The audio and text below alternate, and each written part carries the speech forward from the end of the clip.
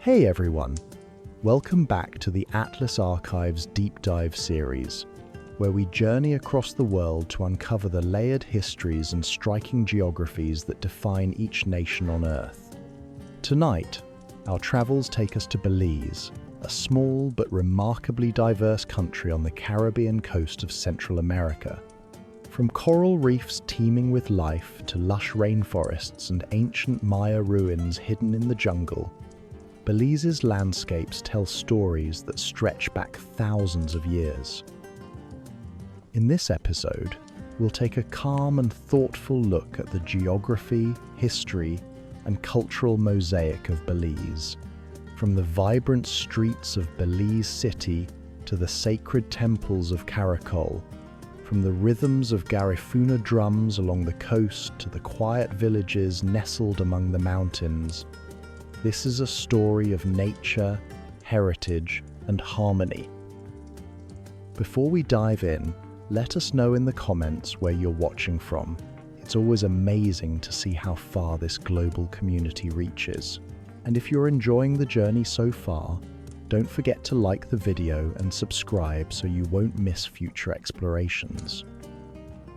Now, sit back, relax, and let's drift into tonight's deep dive, the story of Belize. Chapter 1: Introduction and Ancient Geography.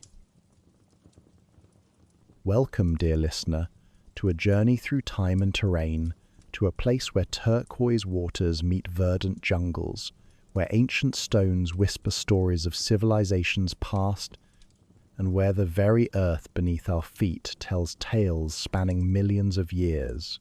This is Belize, a small jewel nestled along the northeastern coast of Central America, a land that has quietly witnessed the grand sweep of human history while maintaining its own unique character amid the broader currents of our world. As you settle into this narrative, perhaps preparing for rest, let us begin our exploration gently, painting the geographic portrait of this remarkable nation. Belize occupies a distinctive position on our planet, situated at 17 degrees and 15 minutes north of the equator and 88 degrees and 45 minutes west of the prime meridian. To speak of its location is to place it on the Yucatan Peninsula's eastern edge, where the ancient Maya once flourished, and where the Caribbean Sea now laps against limestone shores that have stood for eons. The nation extends approximately 280 kilometers from north to south, and roughly 100 kilometers from east to west, forming a shape reminiscent of a rhombus when viewed from above. Its total area encompasses 22,960 square kilometers, making it slightly larger than the nation of El Salvador and comparable in size to the state of Massachusetts in the United States. Yet within this modest expanse lies an extraordinary diversity of landscapes, from coastal mangroves to misty mountain peaks, from sprawling savannas to some of the most extensive cave systems in all of Central America.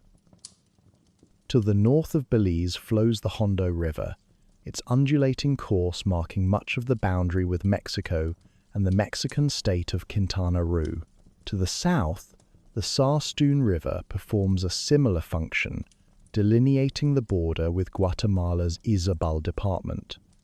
The western border, unlike these natural aquatic boundaries, follows no river or mountain ridge, but rather traces an imaginary line through lowland forests and highland plateaus, running north to south through territories that have long been subjects of historical claim and counterclaim. To the east lies the Caribbean Sea, and with it, Belize's most spectacular natural feature, stretching along its entire coastline for more than 386 kilometers of predominantly marshy shore.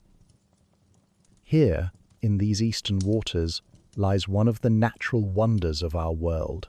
The Belize Barrier Reef extends for approximately 300 kilometers, making it the second largest coral reef system on Earth, surpassed only by Australia's Great Barrier Reef.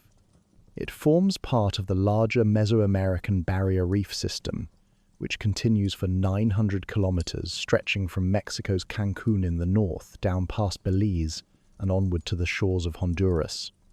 This magnificent underwater landscape ranges from roughly 300 meters offshore in the northern regions to as much as 40 kilometers from land in the south, creating an enormous lagoon between the reef and the mainland, a sheltered realm where countless species of marine life flourish in the warm Caribbean waters. The reef itself represents far more than a simple barrier of coral. It is, in truth, a complex ecosystem comprising fringing reefs, barrier reefs, patch reefs, and remarkably, 3 of only 4 coral atolls found in the entire Atlantic Ocean. These atolls, Lighthouse Reef, Glover's Reef, and Turneffe Atoll, are ring-shaped structures where coral has grown around what were once volcanic islands, now long since submerged beneath the waves. Within the reef system lie nearly 450 mangrove cays and sandy islands of varying sizes, each a small world unto itself, inhabited by seabirds, marine creatures, and in some cases, small human communities that have learned to thrive in harmony with the sea. The reef has drawn admiration since at least the 19th century, when the renowned naturalist Charles Darwin, during his voyage aboard the HMS Beagle, described it as the most remarkable reef in the West Indies in the year 1842. Within its waters swim more than 500 species of fish, 65 species of stony corals, 350 varieties of mollusks, and countless other forms of life, from delicate sea fans swaying in the currents to massive groupers lurking in the shadows of coral formations. It provides crucial habitat for endangered species, including the West Indian manatee, green sea turtles, hawksbill turtles, loggerhead turtles, and the American marine crocodile. Let us now turn our attention inland to the diverse topography that characterizes Belize's terrestrial realm. The country divides naturally into 2 distinct physiographic regions, each with its own character, its own climate, and its own role in the broader ecological tapestry of Central America. The northern region consists primarily of flat, sometimes swampy coastal plains, areas that in many places remain heavily forested despite centuries of human habitation. These lowlands give way, as one travels westward from the coast, to a fascinating transition of ecosystems. The mangrove swamps that fringe the shore gradually yield to tropical pine savanna, and eventually to expanses of hardwood forest. The northern landscape is punctuated by lagoons, the largest being the New River Lagoon, which covers approximately 13.5 square kilometers and serves as a vital freshwater resource for the region. Through this terrain flow numerous rivers and perennial streams, creating an intricate network of waterways that have shaped both the natural ecology and human history of this land. The flora of these northern lowlands is remarkably diverse, given Belize's relatively modest geographic extent. In the Pine Ridge areas, Caribbean pine trees rise from sandy, somewhat arid soils, creating landscapes that seem almost out of place in a tropical setting. In the more fertile regions, particularly along river valleys, one encounters the magnificent cohune palm, one of nature's most impressive botanical specimens. Before forming a trunk, a cohune palm may spread its enormous pinnate leaves across an area 30 meters in diameter. Individual leaves can reach lengths of 15 meters and widths of nearly 3 meters, so large that a single frond challenges the strength of a person attempting to lift it. These palms rarely grow in isolation. Rather, they share their territory with a diverse assembly of other species. Mahogany trees, their wood prized for centuries by woodworkers and builders. Cedar trees with their aromatic timber, rosewood, sapodilla, and smaller palm varieties. Together, these create a layered canopy that provides habitat for countless birds, mammals, and insects, forming ecosystems of extraordinary complexity and biological richness. But it is in the southern half of Belize that the landscape takes on its most dramatic character. Here rise the Maya Mountains, an ancient range that extends roughly 70 miles northeast from the Guatemala border into central Belize. These mountains are not the towering peaks one might find in the Andes or the Himalayas, but rather heavily forested highlands that reach elevations of approximately 1,100 meters. Their highest point is Doyle's Delight, standing at 1,124 meters in the Coxcomb Range, a spur of the main mountain system. Close behind in elevation is Victoria Peak, reaching 1,120 meters, often shrouded in mist, and home to rare montane cloud forest near its summit. The Maya Mountains hold secrets written in stone, for they are composed primarily of Paleozoic granite and ancient sediments, making them one of the oldest geological features in all of Central America. The rock that forms these mountains crystallized hundreds of millions of years ago, long before the first dinosaurs walked the earth, long before the first flowering plants appeared.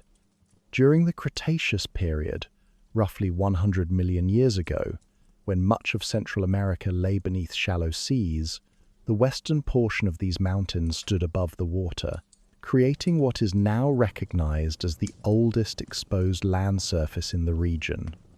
This ancient platform became known as the Mountain Pine Ridge Plateau, a place where time seems to have moved more slowly than elsewhere, where the geology speaks of epochs almost incomprehensibly distant. The mountains rise abruptly on their eastern and northern faces, presenting steep slopes to the coastal plains below. To the west, however, they descend more gradually, transitioning into the Vaca Plateau, which extends across the border into eastern Guatemala. This topographical variation creates numerous microclimates and diverse ecosystems throughout the range. At lower elevations, lush tropical broadleaf forests dominate, their canopies alive with howler monkeys, toucans, and countless other species.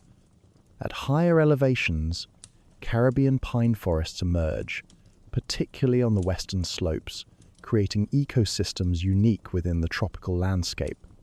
Near the highest peaks, one finds stunted cloud forests, elfin woodlands adapted to harsh conditions of high elevation, poor soils, and constant moisture from the clouds that frequently envelop these summits.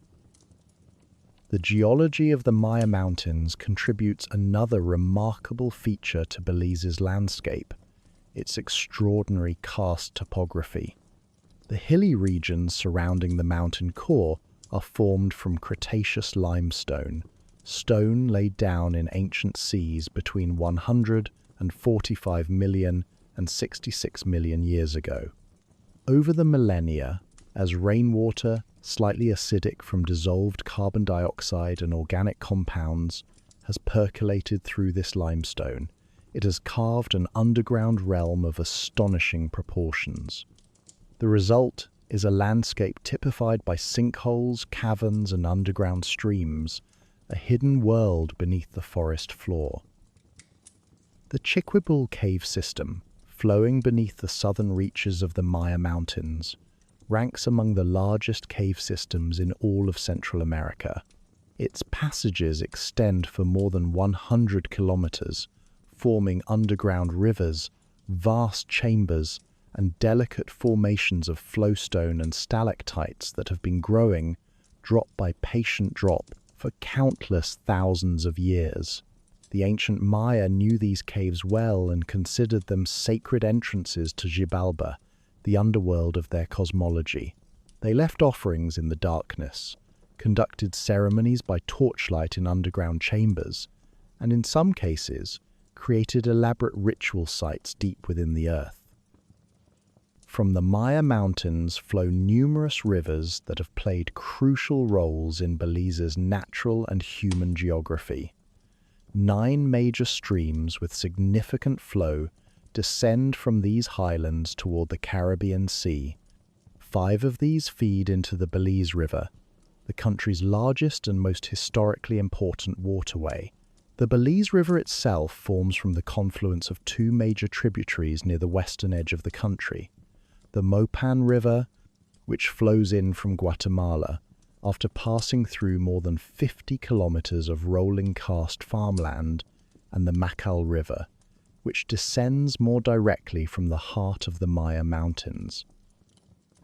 The Belize River has been, throughout human history in this region, the primary artery of commerce and communication. Navigable upstream to the Guatemalan border, it drains more than 1/4 of the country's total area as it winds along the northern edge of the Maya Mountains, flowing through the center of the nation before emptying into the Caribbean Sea near Belize City.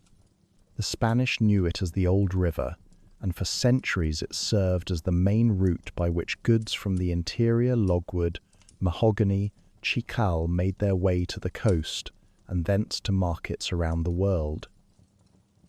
Other rivers also shaped the development of human settlement in what is now Belize. The Sibun River drains the northeastern edge of the Maya Mountains, its valley possessing fertile alluvial soils that have supported agriculture for thousands of years.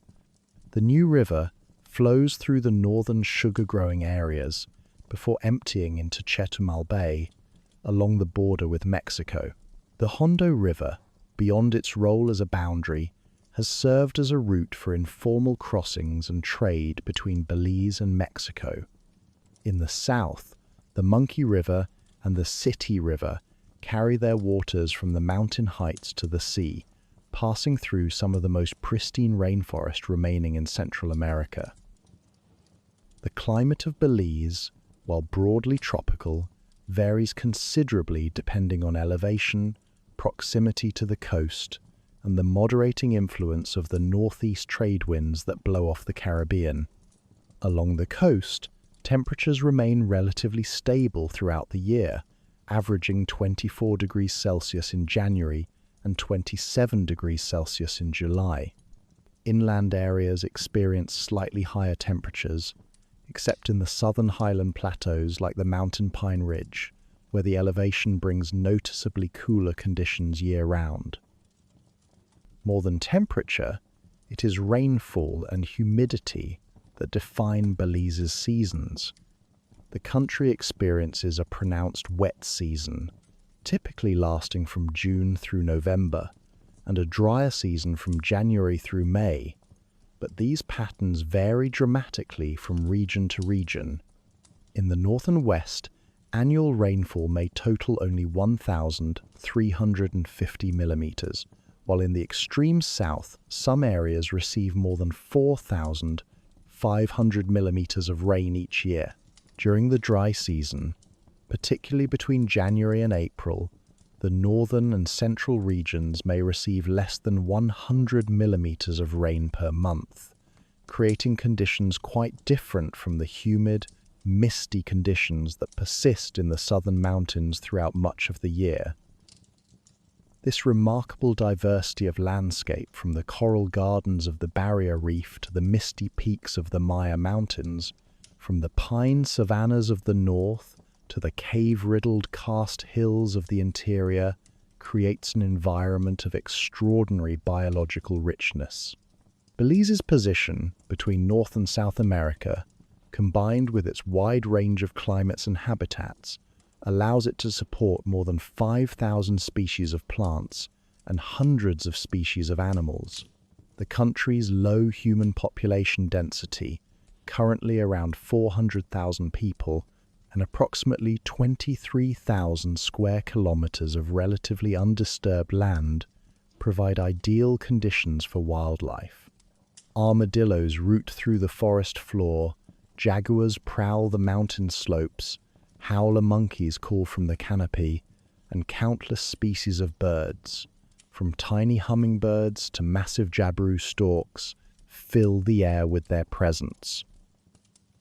The Coxcomb Basin Wildlife Sanctuary, established in the southern Maya Mountains, protects approximately 400 square kilometers of forest, fauna, and watersheds on the eastern slopes of the range. It was the world's first jaguar preserve, created to protect these magnificent cats and the ecosystems upon which they depend. Here, within these protected boundaries, one can still experience something approaching the primeval landscape that existed before humans significantly altered the face of this land. Yet for all its natural splendor, Belize is not and has never been an untouched wilderness. This land has known human presence for thousands of years. Long before European ships appeared on the horizon, long before the Spanish crossed the Atlantic, long before even the great Maya cities rose from the forest floor, people lived in what is now Belize, hunting, gathering, and gradually learning to cultivate the plants that would sustain more complex societies.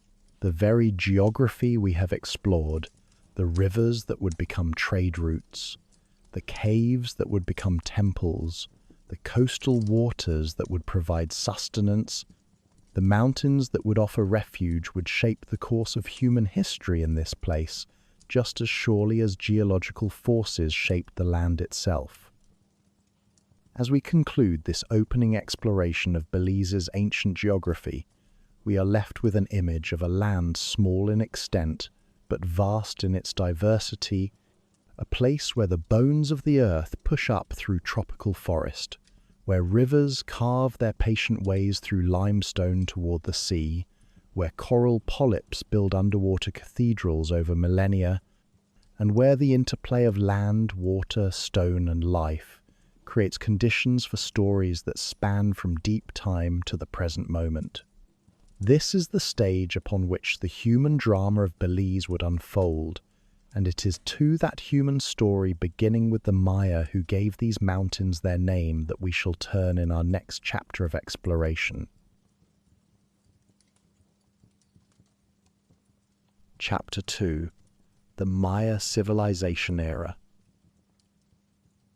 And so we return, dear listener, to the forests and valleys of Belize, but now we peer backward through the mists of time, to an era when these lands resonated with human voices, when the sounds of construction echoed across plazas, when priests climbed steep pyramid steps to commune with the cosmos, and when a great civilization flourished in harmony with the tropical landscape we explored in our previous chapter.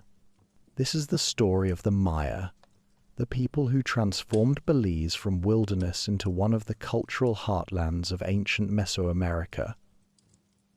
The origins of Maya civilization in what is now Belize stretch back into a past so distant it challenges our imagination.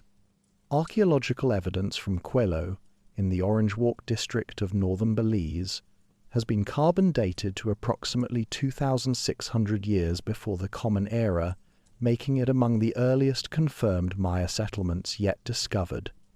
These first inhabitants were not the builders of great cities, but rather small communities of farmers who had recently abandoned the nomadic life of their ancestors to settle in permanent villages where they could tend fields of maize, beans, squash, and chili peppers. The transformation from these modest farming communities into the splendid civilization we now recognize took place gradually, over more than a millennium. Scholars divide Maya history into three principal periods, each marking a distinct phase in the culture's development. The pre-classic period, spanning from approximately 2,000 years before the Common Era to 250 years after it, witnessed the establishment of the first complex societies in the Maya region. During these centuries, the people refined agricultural techniques, developed pottery and elaborate ceremonial customs, and began raising carved stone monuments called stelae to commemorate important events and rulers. By around 300 years before the Common Era, Maya communities were growing into true cities with public architecture, organized religious practices, and increasingly stratified societies ruled by noble families.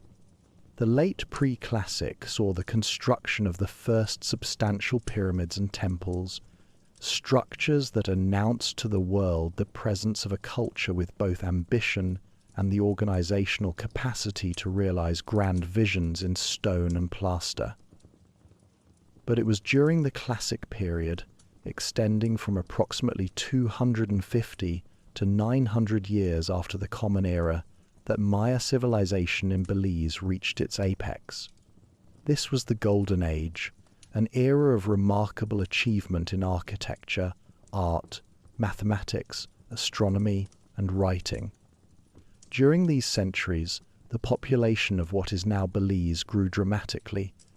Modern estimates suggest that between 400,000 and 1 million people inhabited this territory at the civilization's peak, a population density far exceeding that of the present day. Let us visit, in our minds, one of the greatest of all Maya cities, Caracol, whose ruins lie deep in the Chiquibul Forest Reserve in western Belize. The modern name derives from the Spanish word for snail or spiral, but the original Maya name for this metropolis was Uxwitza, meaning place of three hills or place of three stones. Founded around 1200 years before the Common Era, Caracol grew slowly at first, but by the 6th century of the Common Era, it had become one of the most powerful city-states in the entire Maya world. At its height, around 650 years after the Common Era, Caracol covered an astonishing area of approximately 177 square kilometers, larger than present-day Belize City. Its urban core stretched for 10 kilometers in every direction from the central ceremonial district, connected by an elaborate network of causeways that served as ancient highways linking neighborhoods, agricultural areas, and outlying settlements. The population may have reached 120,000 to 180,000 inhabitants, making it one of the largest cities anywhere in the Maya lowlands. The architectural centerpiece of Caracol was and remains Kana, the Sky Palace, a massive pyramid complex that rises 43 meters above the forest floor. This structure holds the distinction of being not only the tallest building in ancient Belize, but also the tallest man-made structure in the entire country even today, a testament to the engineering prowess and ambition of its builders. Within Kana's mass lie 4 palaces and 3 temples, their rooms once coated with brilliant white stucco and decorated with vivid red paint. More than 100 tombs have been discovered at Caracol, along with a wealth of hieroglyphic inscriptions carved into stone monuments that have allowed scholars to reconstruct something of the city's political history. These inscriptions tell a dramatic story. In the year 562 of the Common Era, Caracol's ruler, known to history as Lord Water, led his warriors against the armies of Tikal, the great city to the west, in what is now Guatemala. The battle resulted in a resounding victory for Caracol, with the defeat and likely sacrifice of Tikal's king, Double Bird. This military triumph established Caracol as the dominant power in the region for more than a century, controlling trade routes and exacting tribute from subordinate cities. The stone monuments record subsequent victories over other city-states, including Naranjo and Ucanal, each conquest adding to Caracol's treasury and prestige. Yet Caracol was but one jewel in a constellation of Maya cities that flourished across the Belizean landscape. In the west, near the present-day town of San Ignacio, stood Xunantunich, whose name means stone woman or maiden of the rock in the Mayan language. Legend tells of a ghostly figure, a woman dressed in white whose glowing form was said to appear at the entrance to one of the site's caves in the 19th century, inspiring the modern name. Xunantunich occupied a strategic position overlooking the Mopan River Valley. Though its core covered only about 1 square kilometre, far smaller than Caracol, it was nonetheless an important ceremonial and administrative centre. The site's most impressive structure is El Castillo, a pyramid that rises 40 metres above the plaza level, making it the second tallest structure in Belize after Caracol's Cayana. Near the summit of El Castillo, visitors can still see remnants of stucco friezes depicting gods and astronomical symbols. One frieze shows Chark, the rain god so crucial to agricultural peoples, with water seemingly pouring from his serpentine snout. Another depicts the moon goddess, seated upon a U-shaped glyph that represents the celestial body she governs. Xunantunich flourished primarily during the late Classic period, between 600 and 900 years after the Common Era. The city grew particularly prosperous after its selection as a key point on trade routes controlled by the powerful city of Naranjo, leading to a building boom that saw the expansion of El Castillo and the construction of additional temples and ball courts around the site's several plazas. In northern Belize, along the banks of what the Maya called the New River Lagoon, stood Lamanai, whose name means submerged crocodile. This site holds special significance in Maya archaeology, for it was occupied longer than almost any other Maya city continuously inhabited for more than 3,000 years, from approximately 1,500 years before the Common Era until well into the historical period, even surviving into the Spanish colonial era. The longevity of Lamanai speaks to something fundamental about its advantages: a superb location for water transport, access to rich agricultural lands, and proximity to diverse resources, including cacao, the bean from which chocolate is made and which served as a form of currency throughout the Maya world. Lamanai's major temples include structures adorned with massive stone masks depicting rulers and gods. The Mask Temple, one of the site's most photographed monuments, features enormous stone faces that once gazed out across the lagoon with expressions of divine authority. These masks, carved and moulded in stone and plaster, represent one of the Classic period's most distinctive artistic achievements.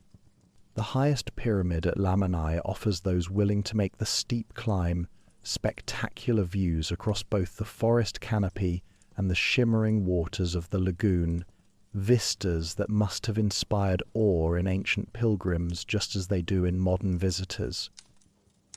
Throughout the Classic period, these cities and dozens of others formed a complex political landscape of alliances and rivalries. The Maya never created a unified empire in the manner of the Aztec or Inca. Rather, the Maya world consisted of numerous independent city-states, each ruled by a king, a kuhul ajor, or divine lord, who claimed descent from the gods and served as intermediary between the human and supernatural realms. These kings commissioned the great monuments, led their people in war, and presided over elaborate ceremonies that marked the passage of time according to the extraordinarily sophisticated Maya calendar systems. For Maya, civilization was, among many other things, a civilization profoundly concerned with time. Maya scribes developed one of the world's few fully developed writing systems, using hundreds of intricate glyphs that recorded not just events but names, dates, and even speech. Maya mathematicians invented the concept of zero independently of any Old World culture, and they used this along with a base 20 number system to perform complex calculations. Maya astronomers tracked the movements of Venus with such precision that their calculations differ from modern measurements by only fractions of a day across centuries.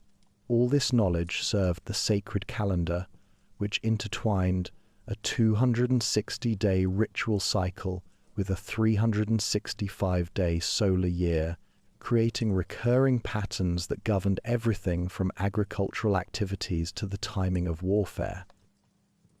Daily life in these Maya cities was complex and highly organized.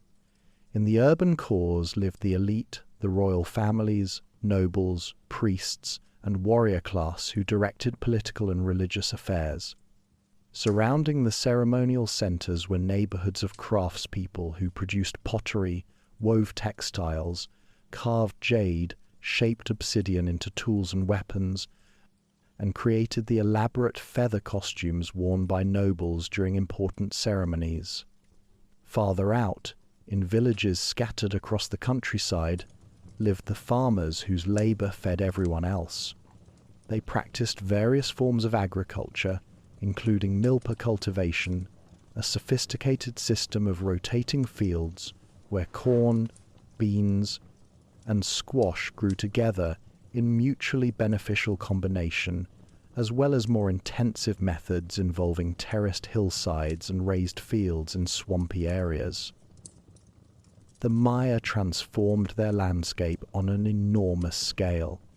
At Caracol, aerial laser mapping has revealed vast agricultural terraces extending for kilometers around the city, testimony to the careful management required to feed such a large population. Causeways connected not just neighborhoods but entire cities, with some roads stretching for dozens of kilometers through the forest.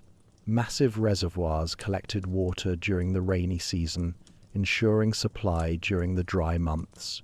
The forests were managed, not merely exploited, with valuable trees like mahogany, cedar, and sapodilla cultivated alongside food crops. Yet for all their achievements, for all the grandeur of their cities and the sophistication of their knowledge, Maya civilization in the southern lowlands, including most of what is now Belize, underwent a dramatic transformation that scholars have long called the Maya collapse. Beginning around the 9th century of the Common Era and continuing into the 10th, most of the great cities were abandoned. Construction of new temples ceased. The rulers stopped erecting commemorative stelae.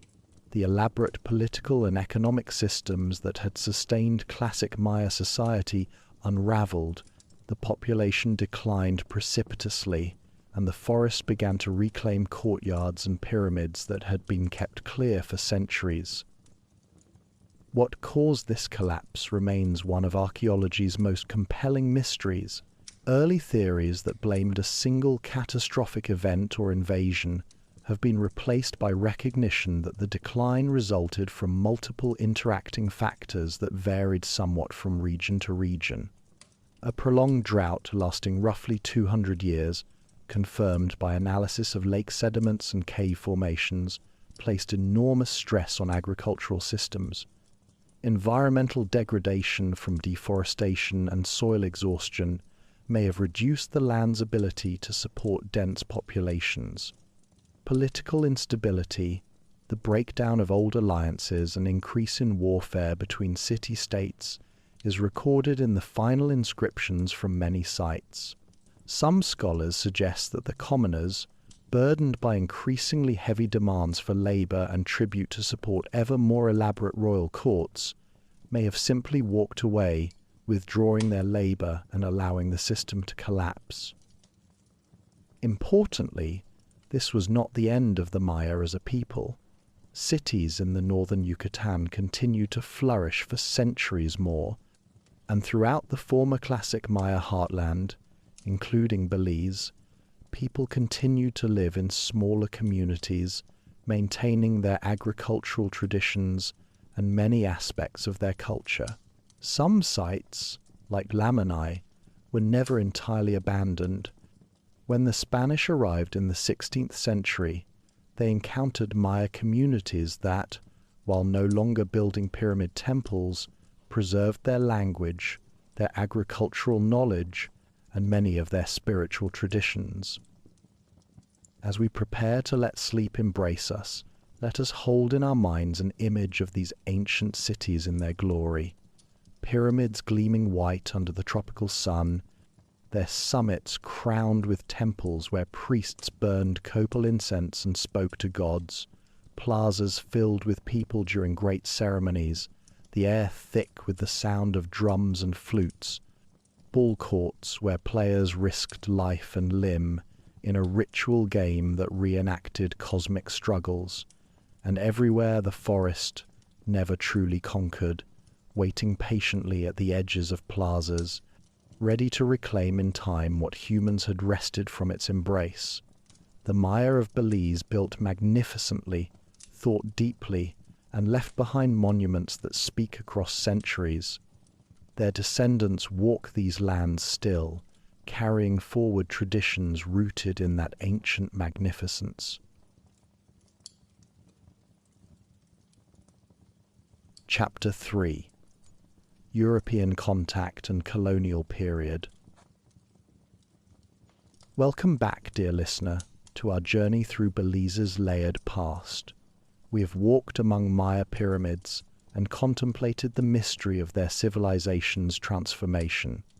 Now we turn to a new chapter, one that began with distant sails appearing on the horizon and would reshape this land in ways both profound and lasting.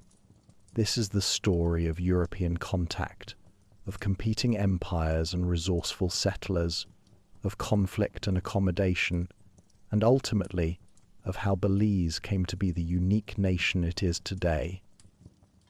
The first documented European to sail past the shores of what is now Belize was Christopher Columbus himself, during his fourth and final voyage to the New World.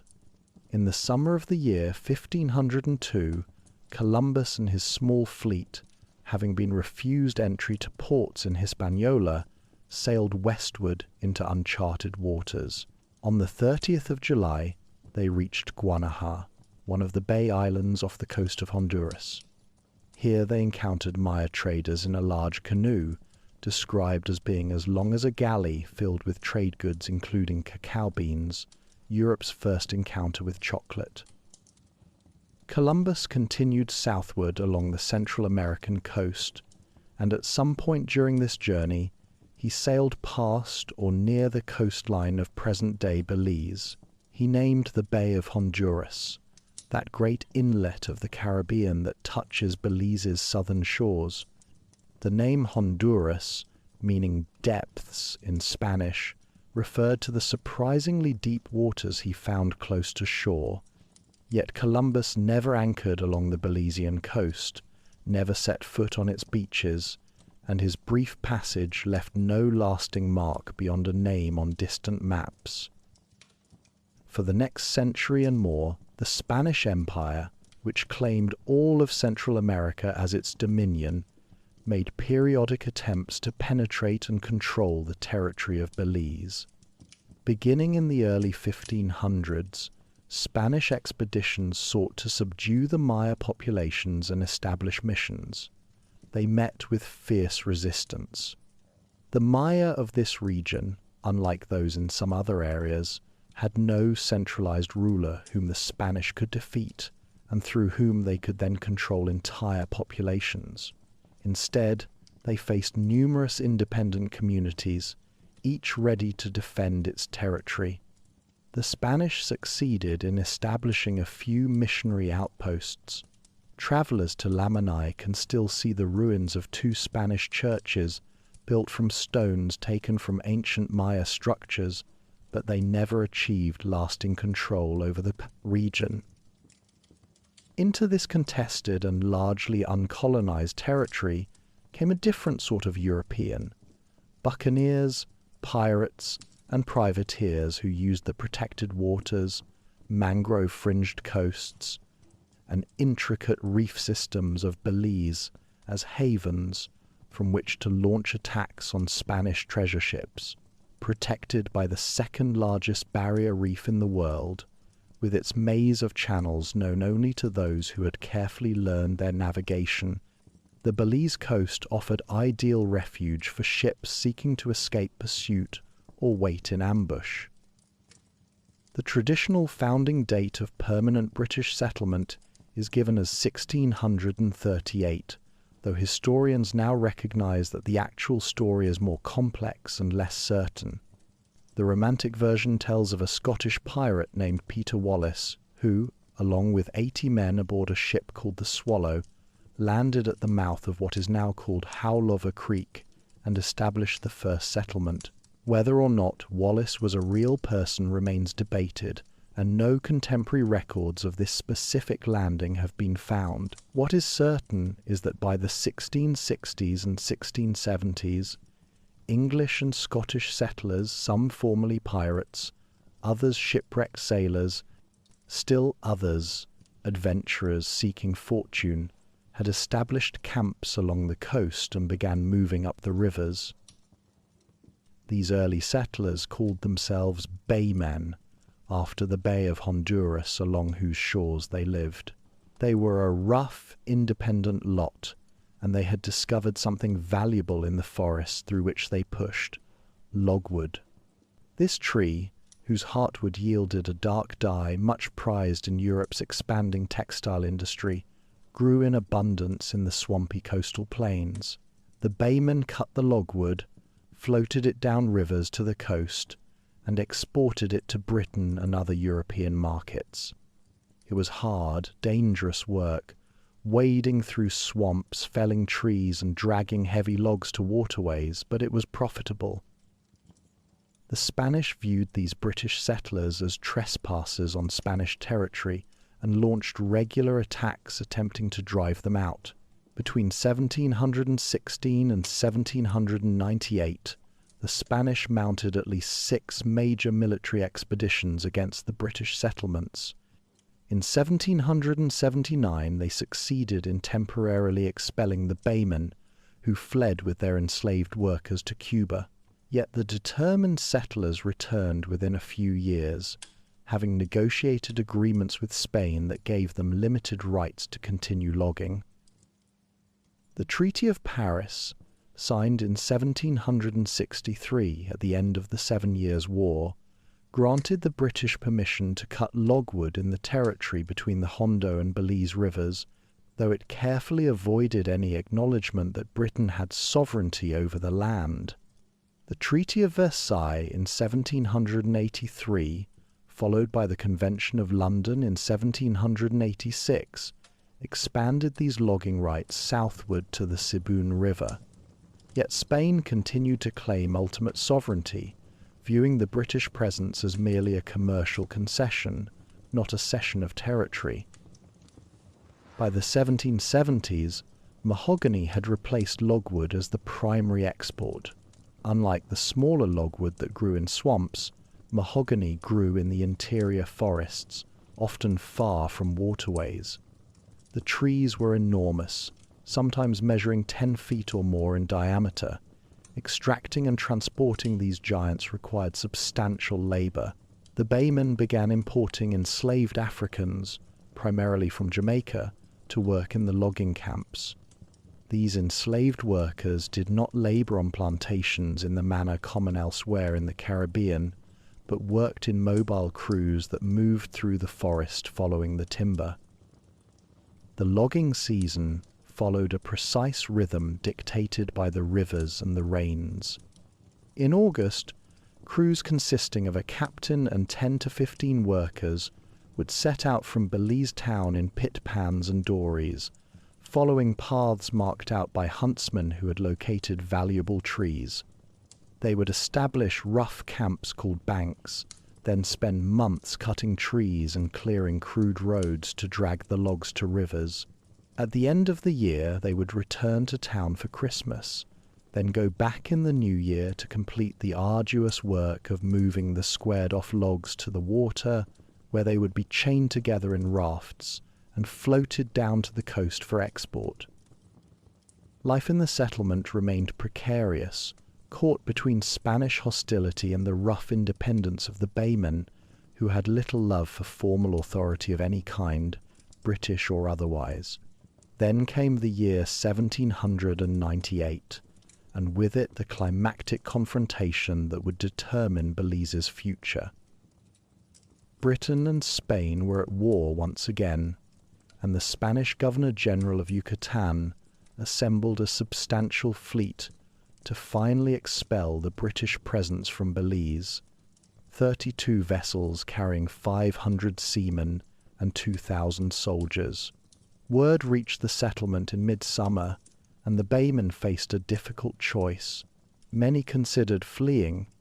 On the 1st of June, 1797, they had held a public meeting and voted 65 to 51 to stay and fight, but as the Spanish fleet grew ever larger through the summer of 1798, that resolve wavered. The settlement could muster only a tiny force in comparison. The British warship HMS Merlin, a few small armed sloops and schooners, and about 500 men, including many enslaved workers who were promised their freedom if they fought. The settlers agreed to arm their slaves, a decision that would prove crucial. From Jamaica, British military advisors arrived, but even they doubted the wisdom of trying to defend Street. George's Caye, the small island that served as the settlement's de facto capital.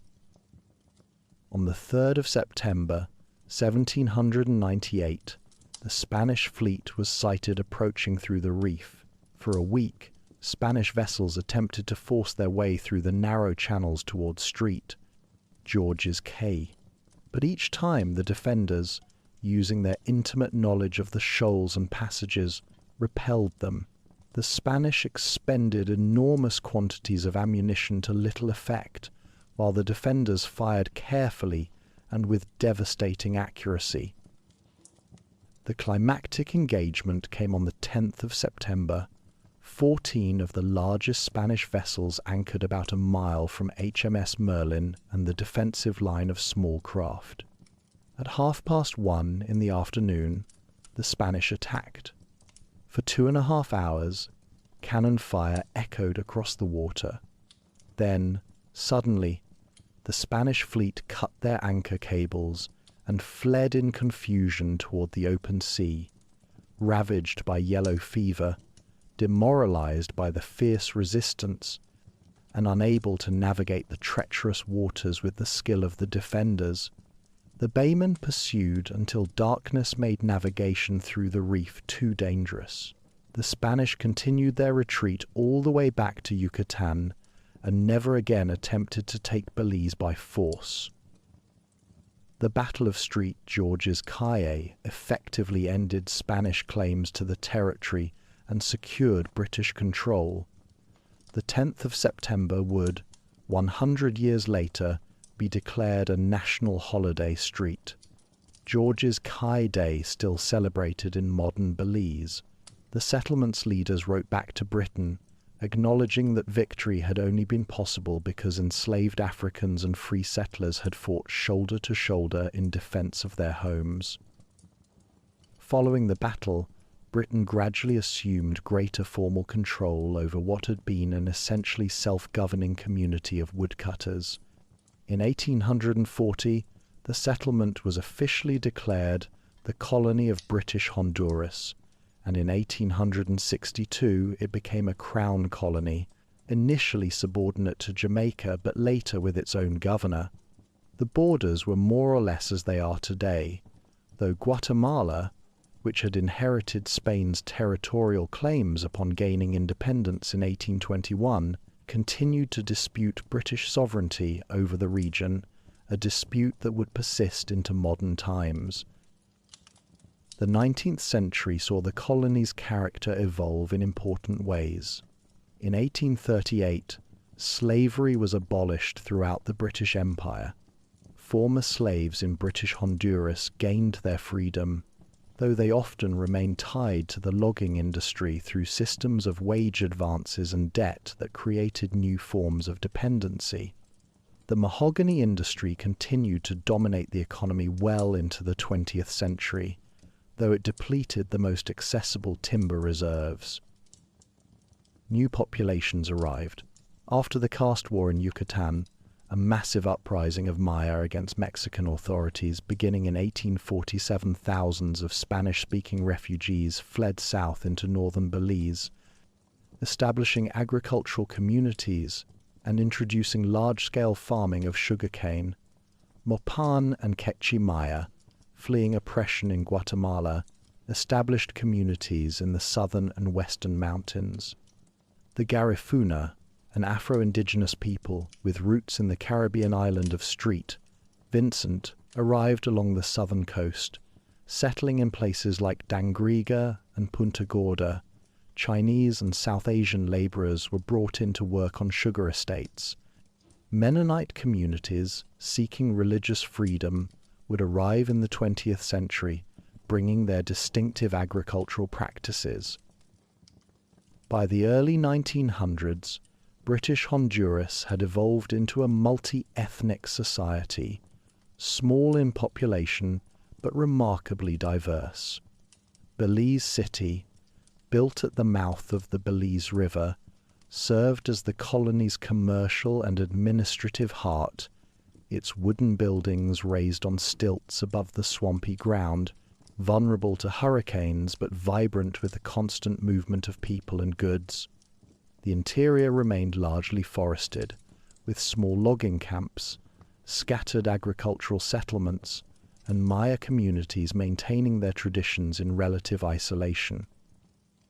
Through all these transformations, the colony remained economically dependent on Britain, importing most manufactured goods and food while exporting timber and, increasingly, agricultural products like chicle, bananas, and citrus.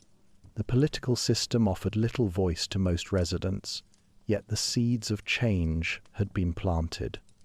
In the 1930s, following the devastating hurricane of 1931 that destroyed much of Belize City and the economic collapse of the Great Depression, residents began organizing and demanding greater self-determination. The journey toward independence had begun, though it would take another 50 years to reach fruition, a story we shall explore when next we meet. For now, as sleep approaches, let us rest with an image of that September day in 1798, when diverse peoples stood together on the decks of small boats before a great reef, facing an armada and refusing to yield, determining in that moment that this land, whatever its future might hold, would be shaped by those who had chosen to call it home, rather than by distant empires fighting over it as mere territory on a map. Chapter 4: The Path to Independence. The sunrise that greeted Belizeans on the morning after the Battle of St. George's Caye would cast its light across a territory that remained under British control for another century and 4 decades. Yet beneath the surface of colonial administration, currents of change were beginning to stir, currents that would eventually carry Belize toward independence. This journey from colonial settlement to sovereign nation would prove to be a patient, persistent struggle that would test the resolve and unity of the Belizean people across multiple generations. The catalyst for change arrived through natural disaster and economic collapse. On the 10th of September 1931, the worst hurricane in the territory's recorded history struck Belize town with devastating fury. More than 1,000 souls perished, and 3/4 of the town's buildings were destroyed. The British response proved inadequate, planting seeds of resentment among Belizeans who began to question whether their colonial masters truly had their interests at heart. The Great Depression compounded these miseries. The mahogany trade virtually collapsed, throwing thousands out of work and creating a humanitarian crisis that colonial authorities seemed unable to address. In 1934, a charismatic labor organizer named Antonio Soberanis Gomez stepped forward to give voice to the frustrations and aspirations of working people. With the formation of the Laborers and Unemployed Association, Soberanis created something unprecedented in the territory's history, an organization that directly challenged the economic and political establishment on behalf of ordinary workers. His speeches, delivered in public meetings throughout Belize town, attacked not only the wealthy merchants and the British estate and produce company that dominated the economy, but also the colonial governor himself and the entire system that kept the majority of Belizeans in poverty despite their country's abundant natural resources. The colonial authorities, alarmed by Soberanis's growing influence, responded with the blunt instrument of legal repression. In 1935, using a newly enacted sedition law, they imprisoned him, hoping perhaps that silencing the messenger would quiet the message. But the labor agitation that Soberanis had sparked could not be so easily extinguished. The governor, recognizing the genuine desperation of the unemployed, initiated relief work programs that put hundreds of workers to building roads throughout the territory. More than 300 kilometers of new roadways were constructed through these programs, tangible evidence that organized pressure could yield concrete results. Yet the greatest achievements of this period of labor unrest came not immediately, but in the years that followed.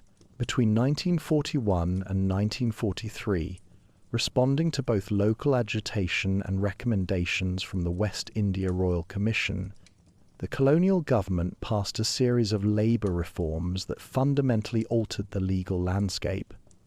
Trade unions, which had been illegal, were now recognized in law. Workers gained new rights and protections that, while modest by modern standards, represented genuine progress. These reforms established precedents and created organizational structures that would prove essential to the political movements that followed.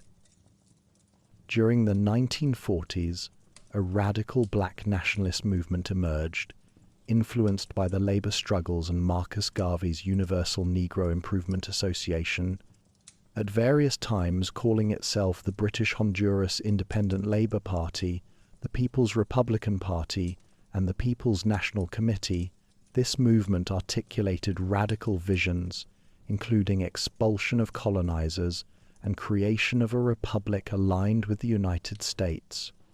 Though its leaders, including Joseph Campbell, known as the Lion of Judah, faced fierce persecution, they helped expand the boundaries of political imagination, making it possible to conceive of a future fundamentally different from the colonial present. A third stream of political activism flowed through different channels. The Christian Social Action Group, drawing inspiration from Catholic social teaching and particularly from the papal encyclical Rerum Novarum, engaged with the political system from within, working through electoral politics despite the severe restrictions that limited who could vote and who could hold office. In 1947, this group achieved a significant victory when it won control of the Belize City Council. Among its successful candidates was a young man named George Cadell Price, who topped the polls by opposing immigration schemes and import controls and by riding a wave of popular opposition to British proposals for a Caribbean federation. George Price would prove to be the most important figure in Belize's journey to independence. Born on the 15th of January, 1919, Price was the third of 11 children in a family that traced its ancestry to both Scottish settlers and indigenous Maya people. He had narrowly escaped death in the 1931 hurricane, swimming away from the wreckage of St. John's College High School. The Jesuit fathers there had exposed him to Catholic social justice teachings, instilling a sense of moral obligation to the poor and marginalized that would guide his entire political career. The year 1949 brought a new crisis that would accelerate the pace of political change. On the 31st of December, the colonial governor, acting without the consent of the Legislative Council, devalued the British Honduras dollar. This unilateral action, which effectively reduced the purchasing power of ordinary workers while protecting the interests of wealthy merchants who held foreign currency, sparked widespread outrage.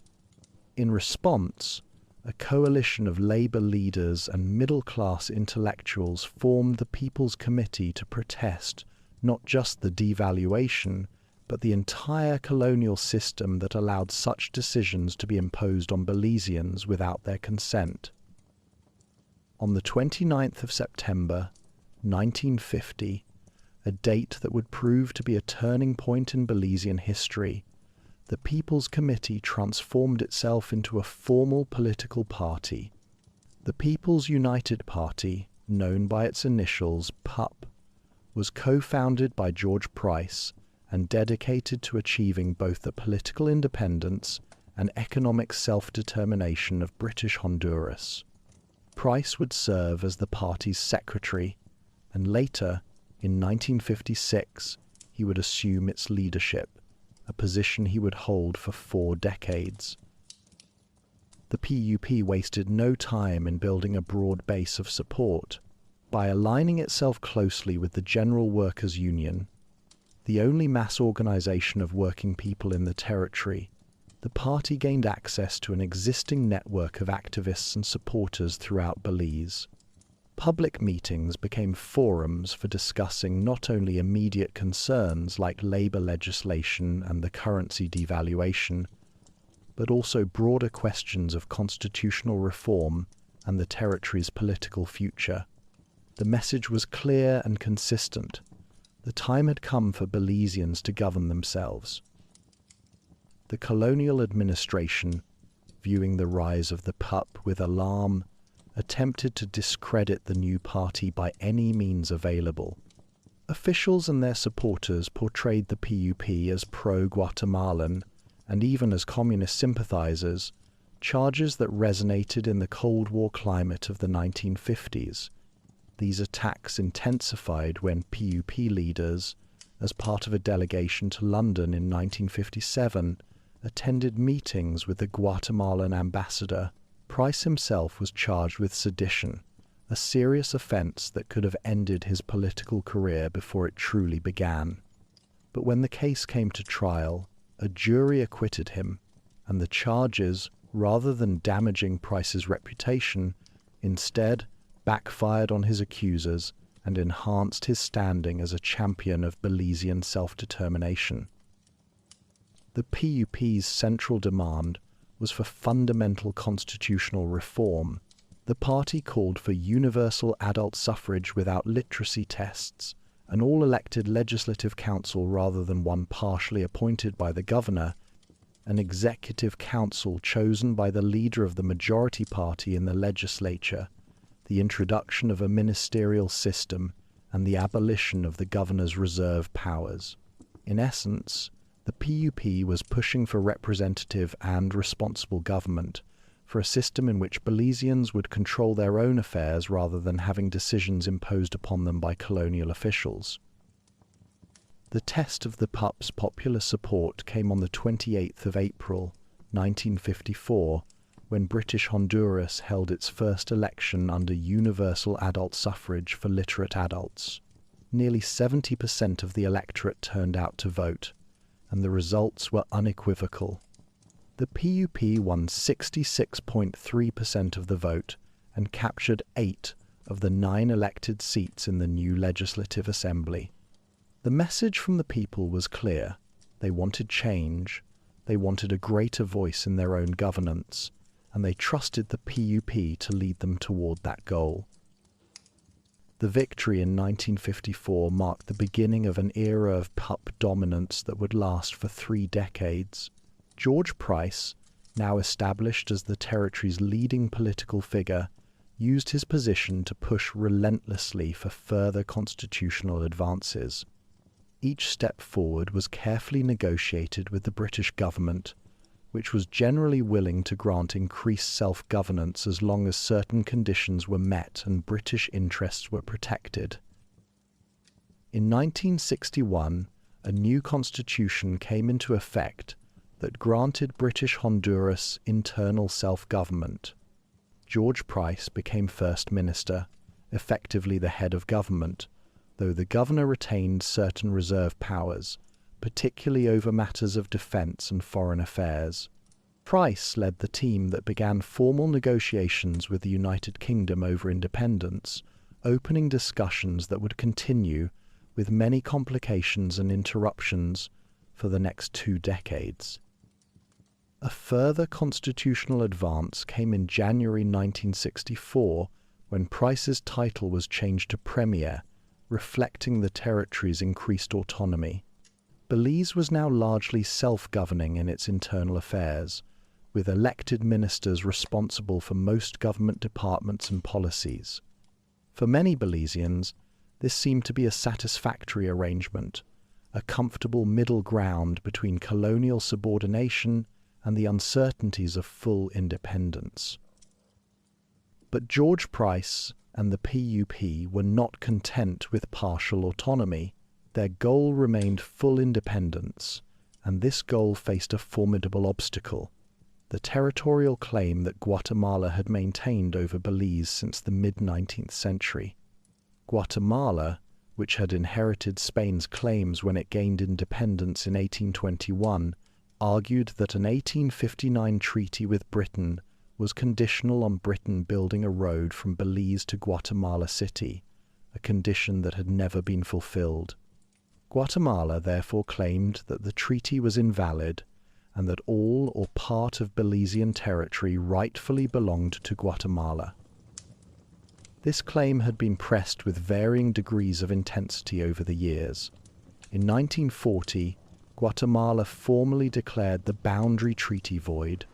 Throughout the 1940s, 50s, and 60s, Guatemala periodically threatened military action, and Britain maintained a military presence in Belize partly to deter any potential invasion. The territorial dispute created a complex diplomatic challenge. Britain was willing to grant Belize independence, but could not simply abandon the territory to face Guatemalan aggression alone. George Price approached this challenge with characteristic determination. Rather than waiting for Britain and Guatemala to resolve their dispute, Price took Belize's case directly to the international community. Beginning in 1975, Belize presented arguments for self-determination to the United Nations, the Commonwealth of Nations, and the non-aligned movement. Price's strategy was to build such overwhelming international support that Guatemala would be isolated. Cuba became the first Spanish-speaking country to support Belize's independence in December 1975.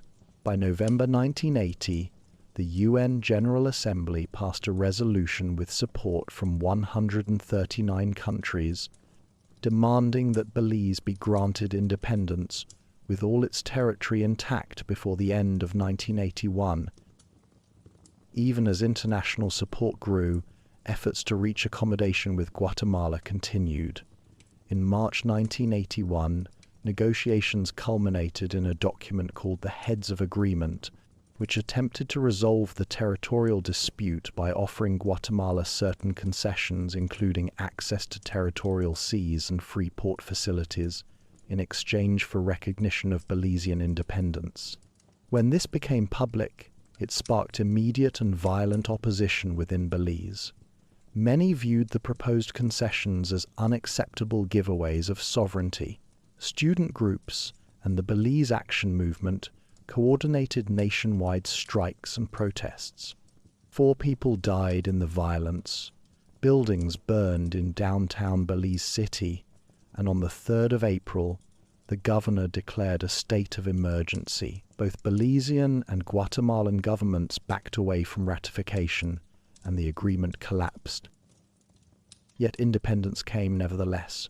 With the UN deadline approaching, with international support firmly established, and with the British government determined to fulfill its commitment, preparations for independence proceeded. The fact that Guatemala had not recognized Belize's borders was acknowledged as a problem that would need to be addressed in the future, but it was not allowed to indefinitely postpone independence. Britain agreed to maintain a military presence in Belize to deter any potential Guatemalan aggression, a defensive guarantee that would remain in place for more than a decade after independence. On the 21st of September, 1981, as the sun rose over Belize for the first time as an independent nation, crowds gathered in Belize City and throughout the country to witness the culmination of decades of struggle. At midnight, the Union Jack was lowered for the last time, and the new flag of Belize, with its coat of arms featuring a mahogany tree and two woodcutters, one black and one mestizo, representing the nation's diverse heritage, rose to take its place.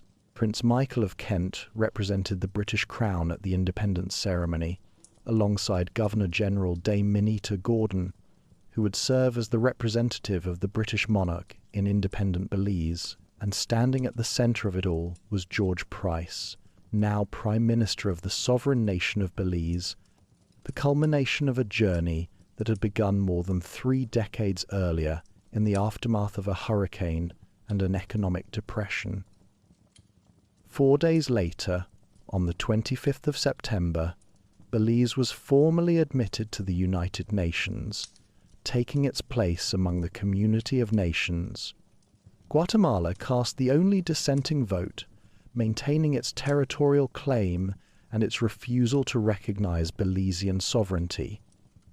But this solitary opposition could not diminish the achievement. Belize was independent, recognized by the overwhelming majority of nations, and determined to chart its own course as a small but proud Central American and Caribbean nation. The road to independence had been long, marked by labor struggles of the 1930s, the patient work of building political institutions, and diplomatic triumphs at the United Nations. George Price, who would serve as Prime Minister until 1984, and again from 1989 to 1993, embodied the vision and determination required. His legacy as the father of the nation was secure, his place in history assured. Yet independence was not an ending but a beginning. The challenges of building a viable nation-state, developing a diversified economy, maintaining unity among a diverse population, managing relations with powerful neighbors, and securing territorial integrity against Guatemala's continuing claims all lay ahead. The colonial era had ended, but the work of nation-building had only just begun.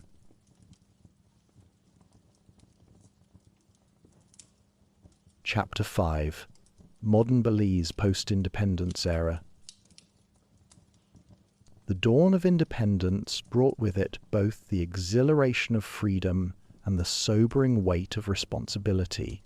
George Price, standing as the first Prime Minister of independent Belize, understood that the hard work of building a nation had only just begun. The challenges that awaited were formidable, an economy still heavily dependent on agriculture and vulnerable to global market fluctuations, a persistent territorial dispute with Guatemala that cast a shadow over national security, and the delicate task of forging a unified national identity among a population whose diversity was both a strength and a potential source of division. The first years of independence tested the new nation immediately. In 1982, just months after the celebrations of independence had concluded, the global economy entered a severe recession. The price of sugar, one of Belize's most important export crops, collapsed.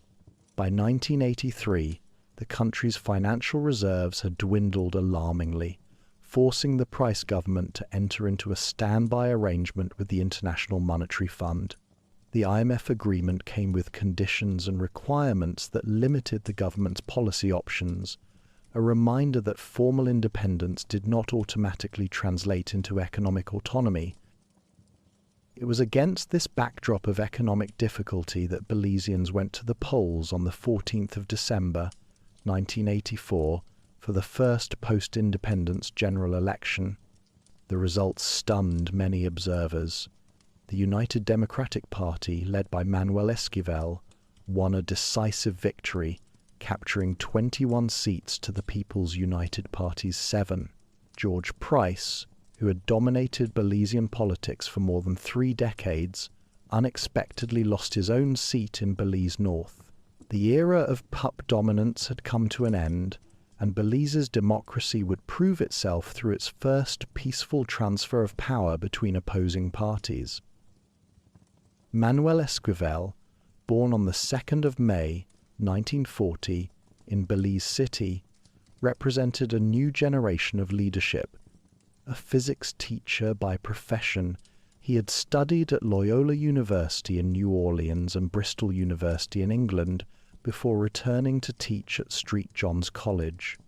His entry into politics came through the formation of the United Democratic Party in 1973, an alliance of 3 opposition parties determined to challenge PUP hegemony. Esquivel brought to the Prime Minister's office a pragmatic, business-oriented approach that would reshape Belize's economic strategy.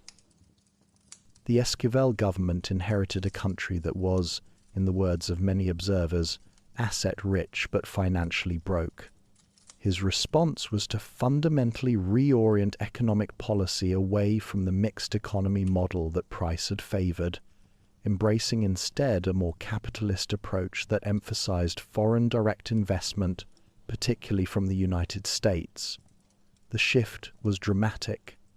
Millions of dollars in American investment flowed into Belize during Esquivel's first term, funding infrastructure projects and stimulating economic activity.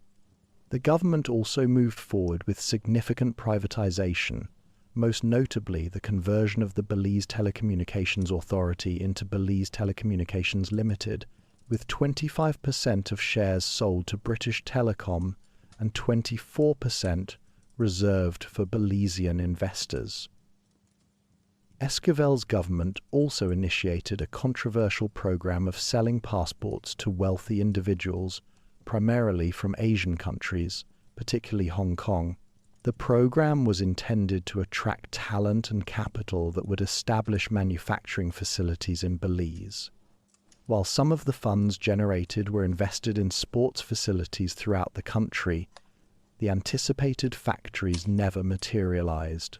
Instead, many of the new Belizean citizens invested in large commercial buildings and became significant players in the country's retail sector, fundamentally altering the commercial landscape of Belize City and other urban centers. Despite these economic initiatives, or perhaps because of them, the Esquivel government was voted out of office in 1989, George Price and the PUP returned to power, and Price, now 70 years old, resumed the office of Prime Minister. It was a remarkable political comeback, though it would prove to be Price's final term in office. The political pattern of alternation between the 2 major parties had been firmly established, a sign of democratic maturity that would continue to characterize Belizean politics. The early 1990s brought a development that many Belizeans had long hoped for, a breakthrough in relations with Guatemala. In January 1991, Belize achieved full membership in the Organization of American States, marking its acceptance into the hemisphere's principal diplomatic forum. This was followed in September 1991 by Guatemala's formal recognition of Belizean sovereignty and independence. Diplomatic relations between the 2 countries were established for the first time, though Guatemala made clear that while it recognized Belize's independence, it did not accept the existing borders. This nonetheless represented significant progress. The immediate threat of invasion receded, creating space for negotiated resolution of the remaining territorial disputes.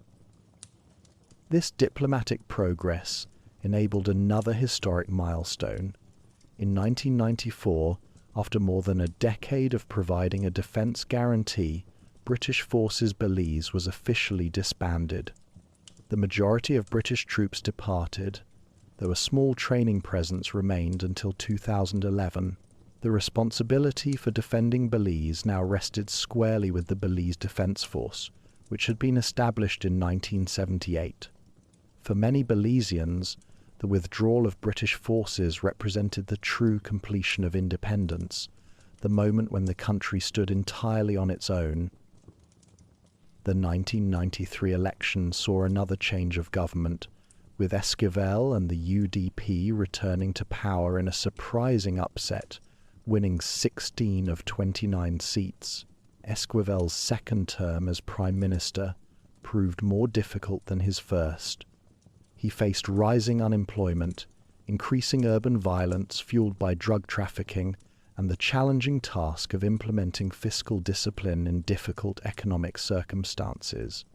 His government introduced austerity measures including public sector retrenchment and suspended pay raises for public servants from 1995 to 1997.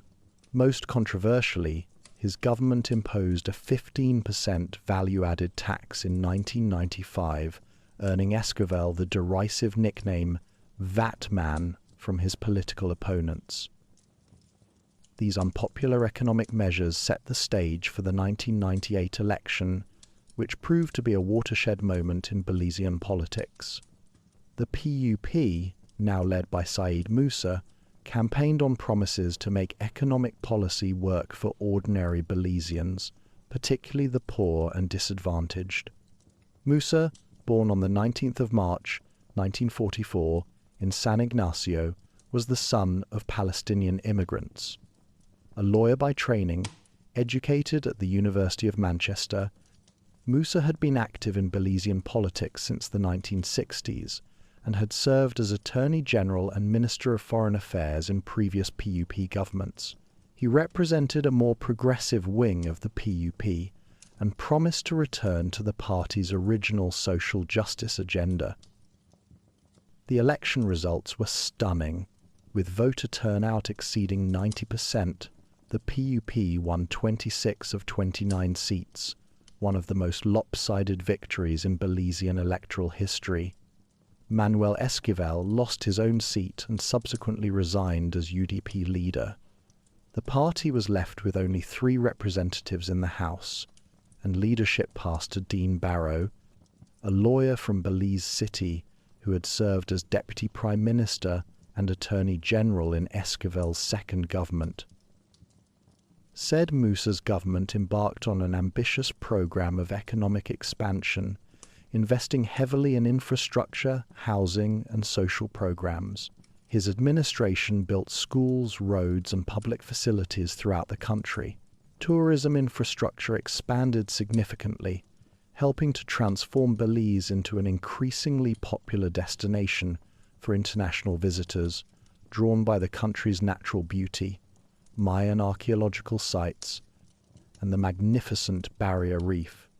The government also secured significant external financing to fund these development initiatives. However, the strategy of debt-financed economic expansion began to show its limitations by the middle of Musa's second term. The PUP won re-election in 2003 with 22 of 29 seats, but growing concerns about debt, corruption allegations, and economic management began to erode public confidence. In January 2005, when the government raised tax rates on commodities and property, riots erupted in Belize City. Trade unions and opposition groups demanded Musa's resignation, and civil unrest continued intermittently through April. Though Musa weathered this immediate crisis, the damage to his government's reputation proved irreparable. The February 2008 election brought another dramatic swing. Dean Barrow, who had patiently rebuilt the UDP from its 1998 devastation, led his party to a landslide victory, winning 25 of 31 seats. Barrow became Belize's first black prime minister, a historic milestone in a country where issues of ethnicity and identity had always been complex and sometimes contentious. Born on the 2nd of March, 1951, Barrow brought extensive legal expertise and political experience to the office, having served in various ministerial roles and as opposition leader for a decade. Barrow's government faced immediate challenges, including managing the debt burden accumulated during the Musa years, addressing corruption concerns, and maintaining economic stability during a period of global financial uncertainty. His administration pursued a reform agenda that included greater oversight of government spending, investigations into alleged corruption, and measures to attract investment and promote economic diversification.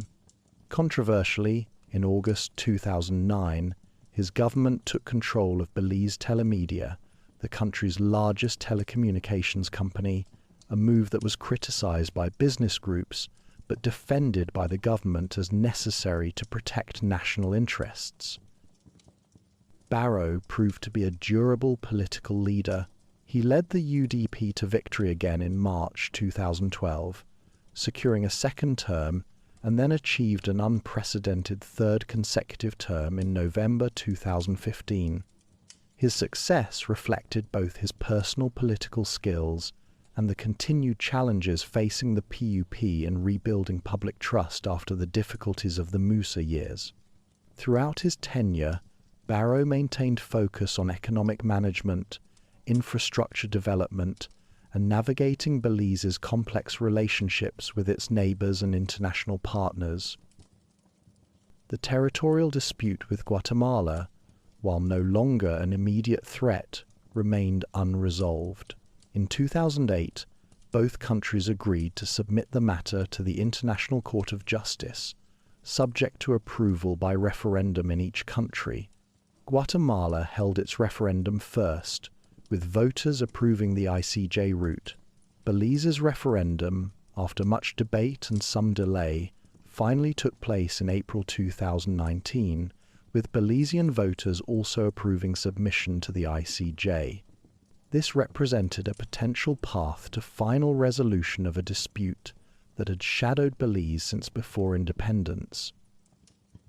When Belizeans returned to the polls in November 2020, they again demonstrated the vitality of their democracy by voting for change. The PUP, now led by Johnny Briceño, won a decisive victory, and Barrow, after 12 years as Prime Minister, peacefully transferred power. The cycle of democratic alternation continued, a testament to the strength of Belize's political institutions and the engagement of its citizens in shaping their nation's future. The journey from independence in 1981 to the present day had been marked by challenges and achievements in equal measure. Belize had survived economic crises, weathered hurricanes and natural disasters, navigated complex international relationships, and managed the peaceful transfer of power between competing parties multiple times. The country had gradually built the institutions and infrastructure of a modern nation-state, from improving roads and telecommunications to expanding educational opportunities and healthcare services. The economy, once dependent almost entirely on forestry and agriculture, had diversified into tourism, offshore financial services, and petroleum production. The country remained small and vulnerable in many ways, its population still barely exceeding 400,000, its economy still susceptible to external shocks. Yet Belize had proven its resilience and its capacity for self-governance time and again. The democratic traditions, established in those early post-independence years, had taken root and flourished.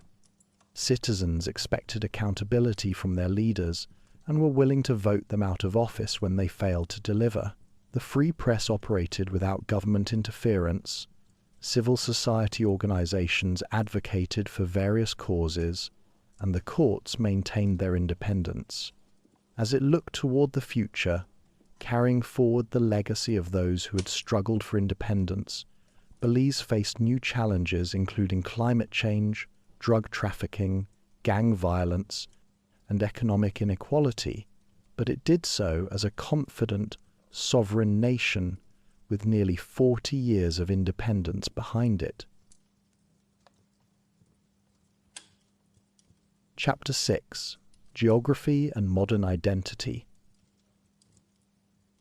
To understand Belize fully, one must first appreciate the extraordinary natural landscape that has shaped its history and continues to define its character. Stretching approximately 290 kilometers from north to south and 110 kilometers from east to west, Belize covers an area of just 22,970 square kilometers, making it the second smallest nation in Central America. Yet within this modest territory lies a remarkable diversity of terrain, from crystalline Caribbean waters to misty mountain peaks, from vast pine savannas to dense rainforests alive with the calls of exotic birds and the rustling of creatures in the canopy above. The most spectacular of Belize's natural features is undoubtedly the Belize Barrier Reef, a magnificent ribbon of coral that parallels the coastline for approximately 300 kilometers. This reef forms part of the larger Mesoamerican Barrier Reef system, and it stands as the second largest coral reef system in the world, exceeded only by Australia's Great Barrier Reef.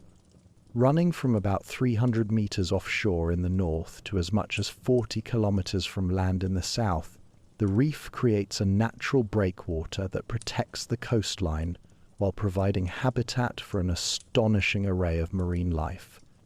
In 1996, the Belize Barrier Reef Reserve System was designated a UNESCO World Heritage Site, the recognition of its exceptional universal value and the importance of its preservation for future generations. The reef system encompasses not only the barrier reef itself, but also three remarkable atolls: Turneffe Atoll, Glover's Reef, and Lighthouse Reef, which contains the famous Blue Hole, a nearly perfectly circular sinkhole that plunges more than 100 meters into the depths. Charles Darwin, visiting the reef in 1842, declared it the most remarkable reef in the West Indies, and modern scientists have confirmed his assessment, with over 500 species of fish, 65 species of stony coral, 350 species of mollusks, and countless other marine organisms. The reef supports one of the highest levels of marine biodiversity in the Atlantic Ocean. It provides essential habitat for endangered species, including marine turtles, manatees, and the American marine crocodile.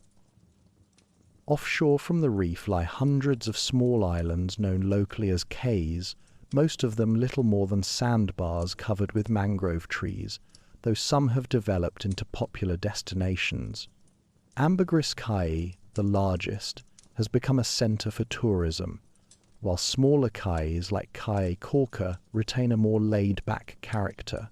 These islands, along with the reef, have made Belize one of the premier destinations in the world for scuba diving and snorkeling, attracting visitors who wish to experience the underwater gardens that thrive in the warm, clear Caribbean waters. Inland from the coast, Belize's geography divides into two main physiographic regions. The northern half of the country consists of limestone lowlands, relatively flat terrain, rarely rising more than 60 meters above sea level.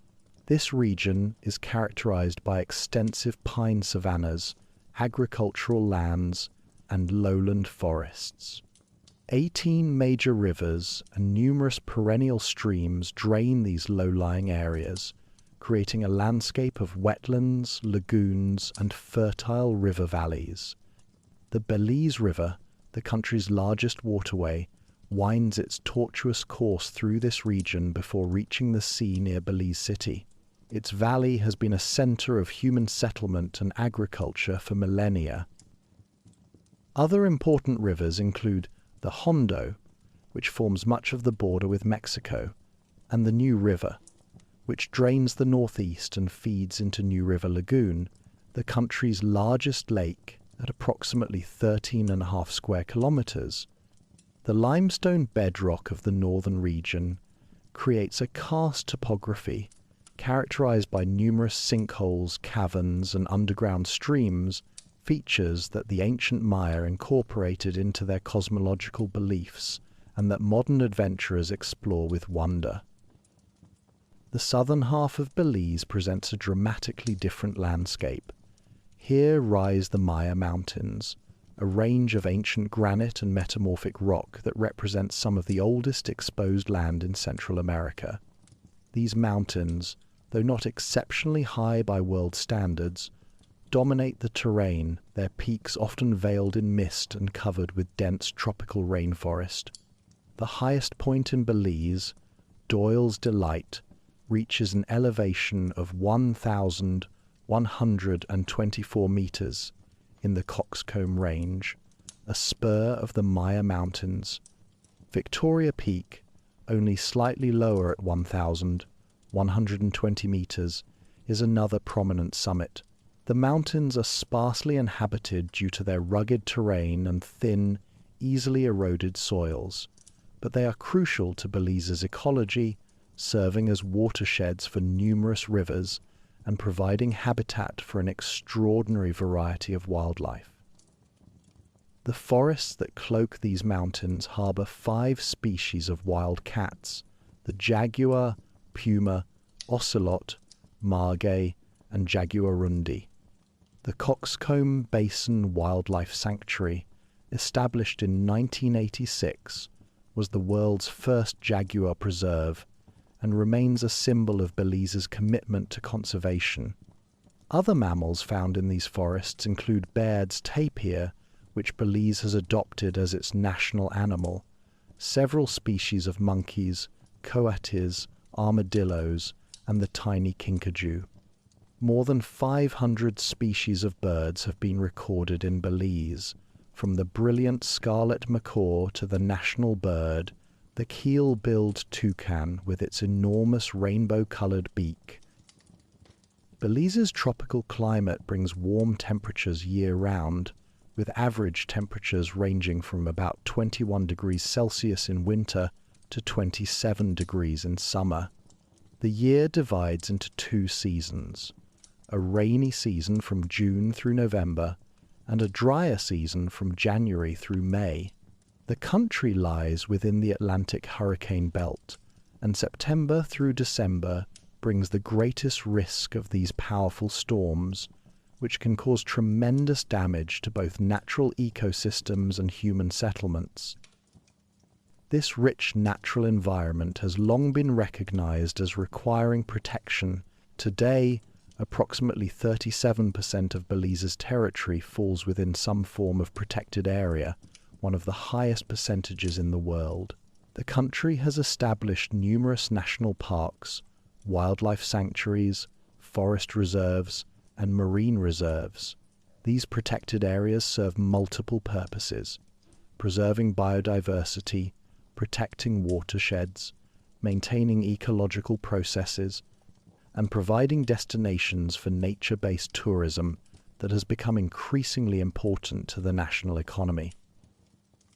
Yet it is not merely the landscape that makes Belize unique, but also the remarkable diversity of people who call this country home. With a population of approximately 440,000 as of 2022, Belize is the most sparsely populated nation in Central America. This small population is extraordinarily diverse, a kaleidoscope of ethnicities, languages, and cultural traditions that coexist and interweave in ways that make Belize unlike any other place in the region. The largest ethnic group, comprising approximately 52% of the population, are the mestizos, people of mixed Maya and Spanish ancestry. Many mestizos are descendants of refugees who fled the caste war in Mexico's Yucatan Peninsula during the 1840s, while others arrived more recently from neighboring Central American countries. They live primarily in the northern and western regions and have brought with them a rich Hispanic cultural heritage expressed in language, cuisine, religious practices, and customs. The Creole population, about 26% of Belizeans, are primarily of African and British ancestry, descendants of the enslaved people brought to work in the logging industry, and the British settlers known as Baymen. Creoles have traditionally been the dominant group in Belize City and have played a central role in the country's political, economic, and cultural life. They speak Belizean Creole, known locally as Creole, an English-based Creole language that serves as a lingua franca understood by most Belizeans regardless of their ethnic background. Creole, with its colourful expressions and metaphorical richness, has become a marker of Belizean identity itself. The Maya, comprising about 11% of the population, are divided into three main groups: the Yucatec Maya in the north, the Mopan Maya primarily in the Toledo district in the south, and the Quechua Maya, also in Toledo. While these groups are descended from different waves of Maya migration into Belize, they maintain connections to the ancient civilization that flourished in these lands for thousands of years. Many Maya communities continue traditional practices including subsistence farming using the milpa system of crop rotation, though many Maya have also integrated fully into modern Belizean society while maintaining their cultural identity. The Garifuna, representing about 6% of the population, have perhaps the most remarkable origin story of any Belizean ethnic group. They are descended from the mixing of indigenous Carib and Arawak peoples with Africans on the Caribbean island of St. Vincent. After rebelling against British colonial rule, they were exiled to Honduras in 1796, and some subsequently moved to Belize in 1803, settling primarily in southern coastal towns like Dangriga, Hopkins, and Punta Gorda. The Garifuna have preserved their distinct language, music, and cultural practices. Their unique contributions to Belizean culture, particularly their music and dance traditions, including punta, were recognized by UNESCO in 2001 as a masterpiece of the oral and intangible heritage of humanity. November 19th is celebrated as Garifuna Settlement Day, a national holiday commemorating their arrival in Belize. Other groups add further diversity to this cultural tapestry. Mennonite communities, numbering several thousand, maintain their German language and traditional farming practices in rural settlements, primarily in the Cayo and Orange Walk districts. East Indians, Chinese, Lebanese, and other immigrant communities have all contributed to Belize's multicultural character. This diversity is reflected in the country's linguistic landscape. While English is the official language and the language of government and education, Spanish is spoken at home by more than half the population, and Creole is the language of everyday interaction for most Belizeans. Many Belizeans are multilingual, switching effortlessly between languages depending on context.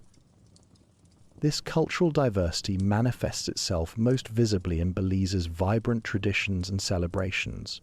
September is a month of national pride, featuring Independence Day on the 21st and Street, George's Caillie Day on the 10th, along with carnival celebrations that fill the streets with music, dancing, and colourful costumes. Belizean cuisine reflects the country's multicultural heritage, from the Creole staple of rice and beans cooked in coconut milk and served with stewed chicken to mestizo dishes like tamales and escabeche, garifuna, hudut, and cassava bread, and Maya cacao drinks. The economy that sustains these diverse communities has evolved considerably since independence.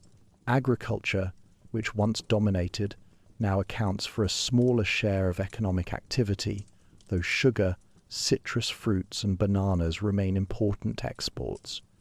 The discovery of petroleum in commercial quantities in the early 2000s provided a new source of revenue, though production remains relatively modest. Tourism has emerged as the single most important economic sector, contributing approximately 30% of GDP and employing a significant portion of the workforce. Visitors come to experience the barrier reef, explore ancient Maya ruins like Caracol, Xunantunich and Lamanai, venture into pristine rainforests, and experience the country's cultural richness. Yet Belize faces significant challenges as it moves forward. Climate change poses an existential threat to a low-lying coastal nation dependent on reef ecosystems. Rising sea levels, increasing ocean temperatures that cause coral bleaching, and more intense hurricanes all threaten both natural systems and human communities. The country has committed to achieving net zero greenhouse gas emissions by 2050 and has developed climate adaptation plans, positioning itself as a leader in climate action among small island developing states. Deforestation, waste management, drug trafficking, and gang violence in urban areas also present ongoing challenges that require sustained attention and resources. Despite these challenges, Belize approaches its future with the confidence born of successfully navigating 4 decades of independence. The democratic institutions established at independence have proven resilient. The economy, while still developing, has diversified and grown. The commitment to environmental conservation remains strong, with Belize protecting a higher percentage of its territory than almost any other nation. Regional integration continues through membership in CARICOM, the Caribbean Community, and the Central American Integration System, allowing Belize to maintain its unique position as a bridge between Caribbean and Central American cultures. As the sun sets over the Caribbean, painting the sky in shades of orange and purple above the reef, and as the howler monkeys begin their evening chorus in the forests of the Maya Mountains, Belize rests secure in its identity. It is a nation small in size but rich in diversity, young in its independence but ancient in its roots, facing challenges certainly but also blessed with extraordinary natural and human resources. From the labor struggles of the 1930s through the patient work toward independence to the ongoing project of building a prosperous, sustainable and united nation, the story of Belize has been one of determination, resilience, and hope. That story continues, written each day by the Belizean people in all their remarkable diversity, as they work to preserve their natural heritage, honor their varied cultural traditions, and build a future worthy of the sacrifices made by those who came before.